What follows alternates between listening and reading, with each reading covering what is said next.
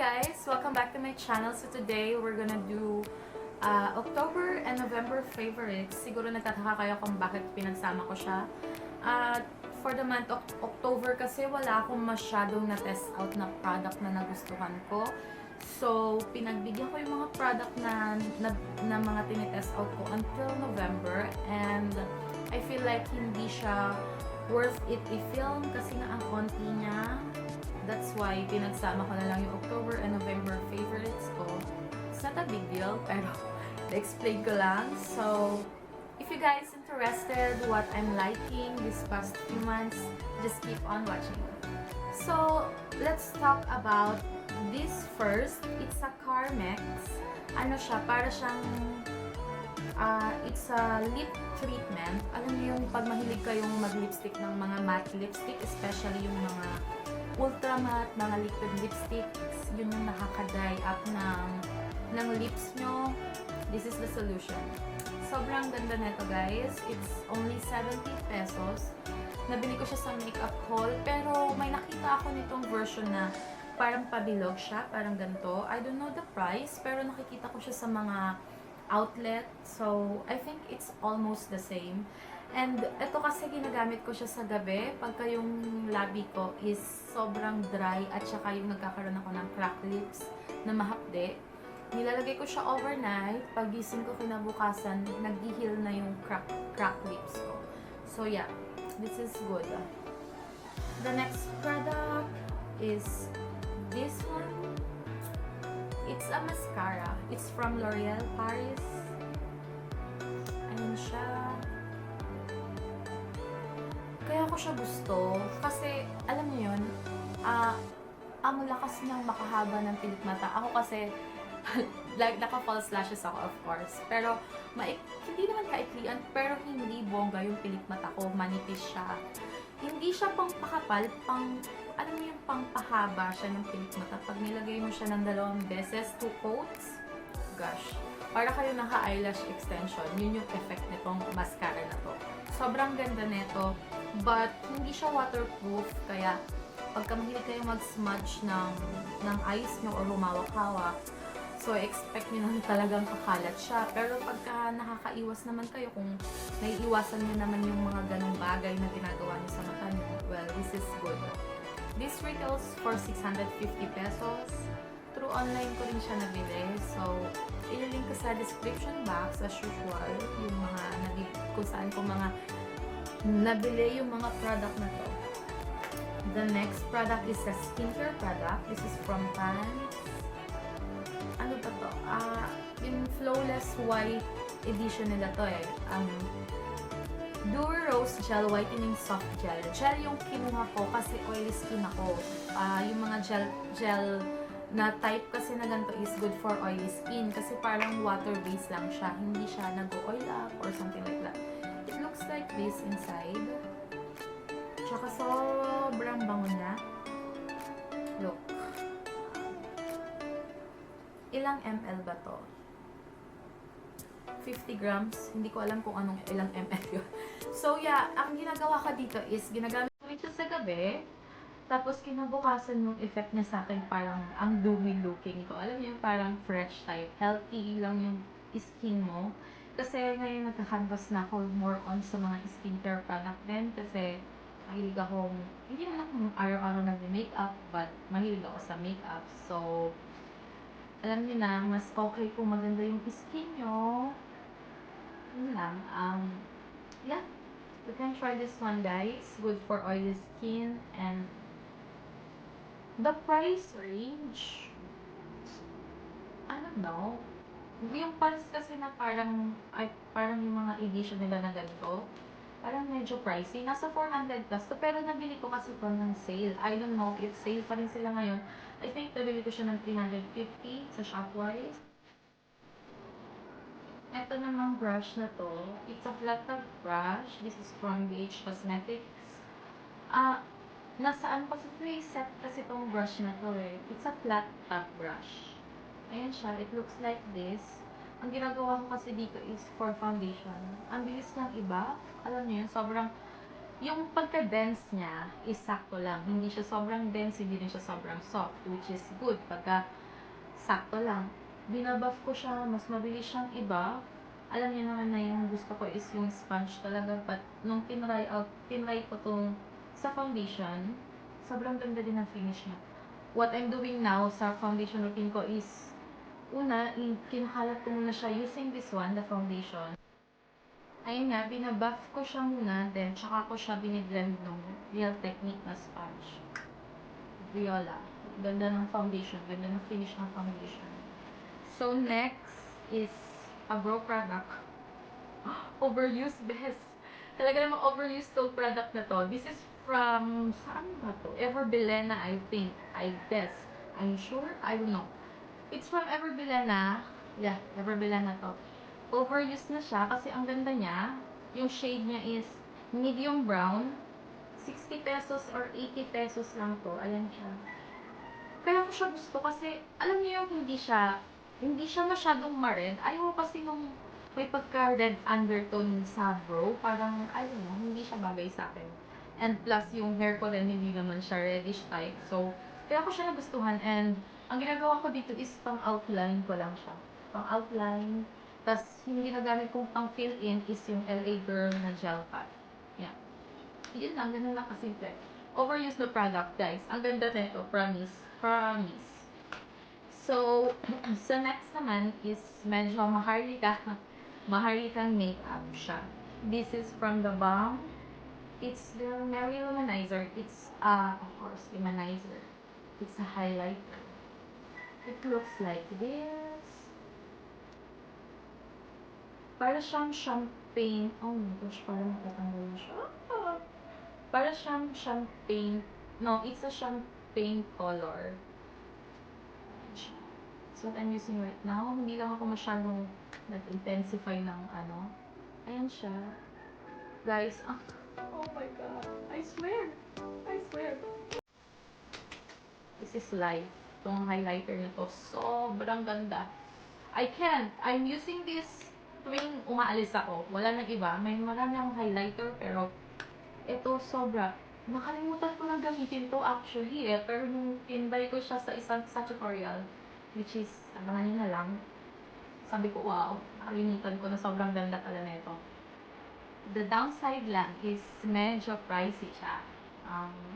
I guess nasa 1,700. I will check guys. Tapos lalagay ko sa information sa baba kung how much ko siya nabili and saan shop ko siya nabili. Kasi nagtatago ako ng, sinusulatan ko yung box kung saan ko nabili kasi nga, yung information. So, yeah, ang ganda lang niya kasi, alam mo yung pwede siyang subtle type, pwede mo rin siyang i-intensify. I don't know. No words. No words. Right. Kung may budget kayo sa pang-highlight, guys, this is the best. Kahit i-search niyo siya sa mga YouTube gurus sa YouTube, nag-rave talaga sila sa product na to. Actually, si Kathleen Lights, siya ang may sala. At thank you rin kasi binili ko siya. So, next product is a bronzer. This is from NYC. NYC. Cheap. Actually, hindi ko alam kung na-October favorites ko na ba tong... No, I guess no kasi... I don't know. Oh my gosh. I'm lost. So, this is from NYC. It's a bronzer na sobrang mura at ganda. If you're familiar sa Too Faced na chocolate bronzer, which is 1,000 plus 1,800, and this one, guys, it's only 200 plus. You can't beat that. The price range is awesome. Ayan siya. It's a bronzer. Ito yung gamit ko ngayon. Actually, di na nga ako nakakaalis ng walang bronzer kahit na wala akong funda, wala akong base sa mukha ko, basta may bronzer ako. Parang feeling ko nagkakaroon ng life yung face ko. Life talaga. I mean, nagkakaroon siya ng buhay, ng color, ng warm. Alam niyo yung sobrang ganda niya. Promise. Hindi kaya magsasisi pag binili niyo to. The way na pag-apply ko dito is, of course, it's not the brush that I'm using. Ganyan siya. Mag-take lang kayo ng 3 sign. sa face niya. That, ginagawa ko rin siyang as contour sa nose. So, yan.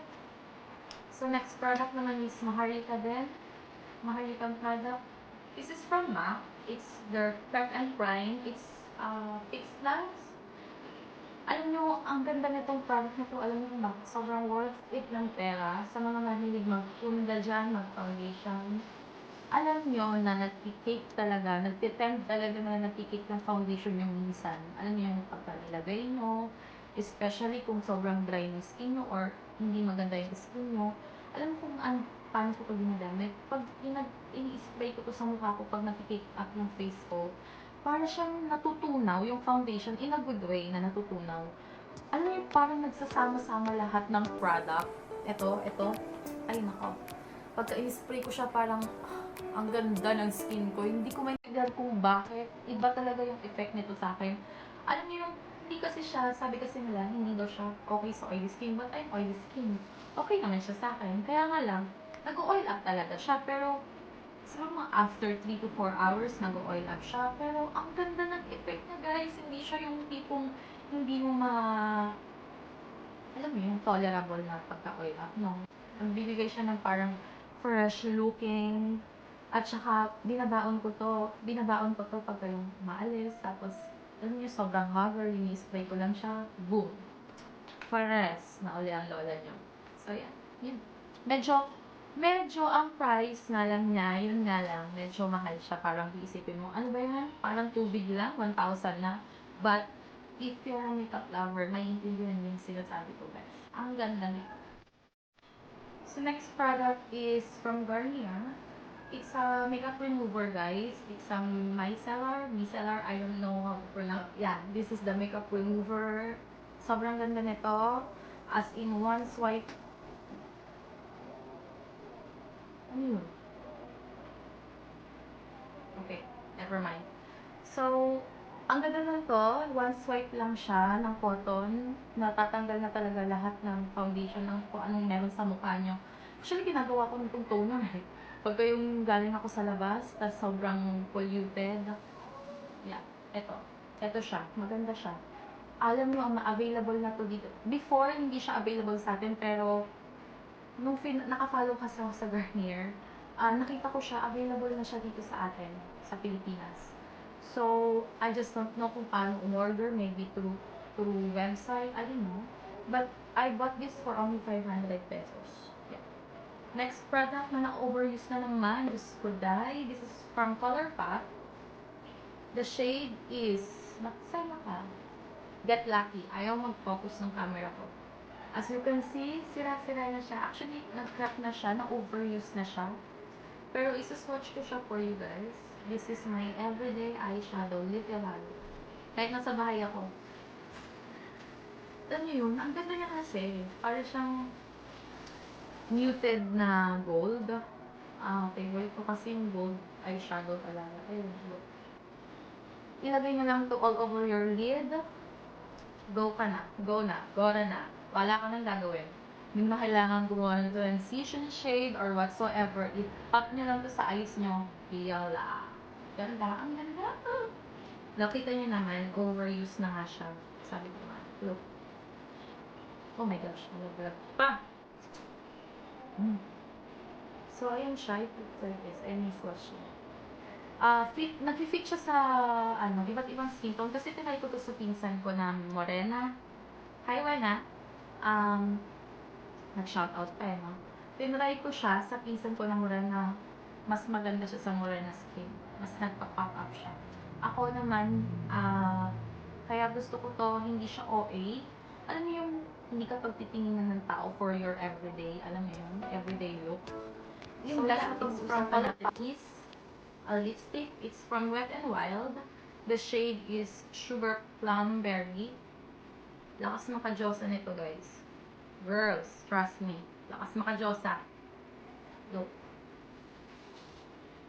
When you wear ko to lang, ito lang, itong mag-isang shade na to. And other type ng pag-wear ko dito is, for example, this one. Nude siya. Pinapag ko siya dito. Like that.